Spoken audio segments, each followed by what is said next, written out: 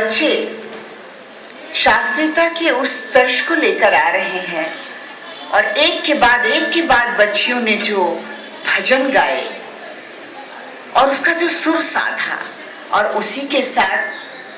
कथक से लेकर भरतनाट्यम, अलारिपुम से लेकर के वो आरंभिक भरतनाट्यम की आरंभिकता होती है, लेकिन उसके सीधे नटनम अडिनार तो बहुत जटिल नृत्य है, बहुत जटिल नृत्य है, तिल्लाना जटिल नृत्य है। उसको बच्चे ने जिस सहजता से किया, यकीन कीजिए मैं देखकर दंग रह गई। और मैं यहाँ ये कहना चाहती हूँ कि महापौर जी का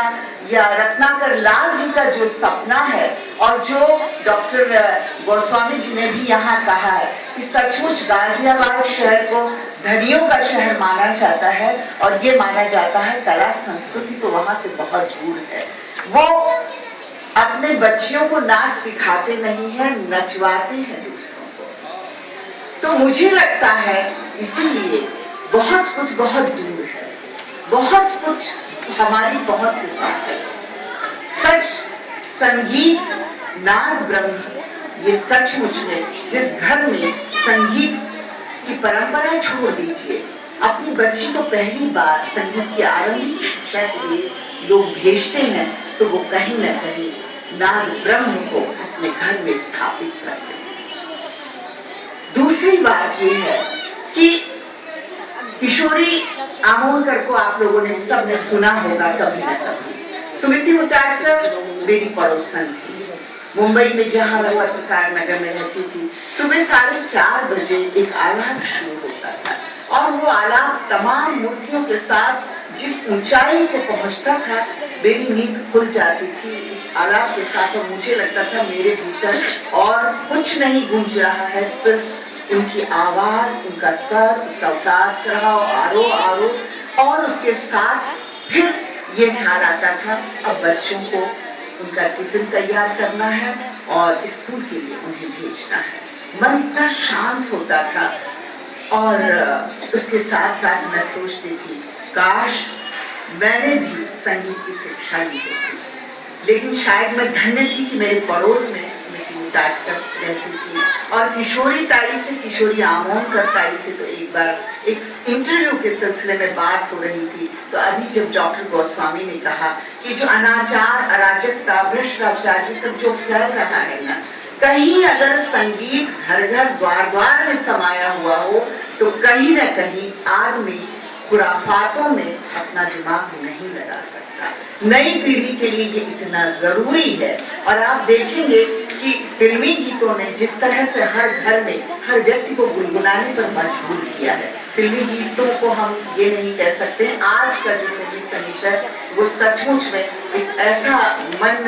को एक जिस रास्ते पर ले जाता है, इन शब्दों का मैं उपयोग नहीं करना चाहती हूँ, नई पीढ़ी को भी जिस रास्ते पर ले जा रहा है। इसीलिए आवश्यकता है कई जगहों पर बिमला दीदी जैसी स्त्रियों की जो वो नींव का पत्थर रख जाए और उस परंपरा को तारा जैसी स्त्रियां आगे बढ़ाएं। मुझे लगता है गाजियाबाद शहर की शक्ल बदल जाएगी, इसे कला, संस्कृति और शिल्प का शहर बना दीजिए। मुझे सचमुच में मैं मुग्ध हूँ, मैं कुछ कह नहीं पाऊंगी क्योंकि बहुत कुछ जो कहा जाना चाहिए था कहा गया है। मेरे अंदर जो चीजें समा गई है बच्चों की भाव पूर्णिमाओं के साथ, मुझे लगता है एक वक्त था, मैं जिस खानदान की हूँ, जब मैंने अपने घर में 4ठी कक्षा में ये कहा था कि मुझे भी नृत्य सीखना है, तो मेरी दादी आई हुई थी उन्नाव से घर में, उन्होंने सुन लिया, उन्होंने कहा कि नाच सीखना है का पथुरिया बनक है का। तो आप ये सोचिए कि वो स्थिति और आज की स्थिति, वो दादी गलत नहीं थी, दादी कंडीशन्ड की गई थी, मानसिक रूप से अनुकूलित की गई थी। पितृसत्ता जो जिन चीजों को मौज मस्ती का विषय समझता था, घर में उसका भय पैदा करता था अपनी स्त्रियों के बीच। लेकिन नृत्य और संगीत, इसका जो आज समागम हमने देखा, मैं गंधर्व महाविद्यालय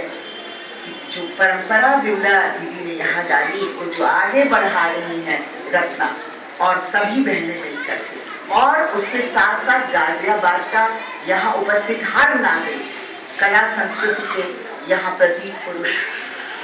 और महापौर जी का ये संकल्प, मुझे लगता है नाम पत्र जल्दी ही लगवा दीजिए। इस गली से चाहे इंदिरापुरम से कोई गुजरे, 24 NH जो है, चाहे इस तरफ से गुजरे, लोग पढ़कर निकले और कोई फिल्मकार ये फिल्म बनाने के लिए बाध्य हो कि ये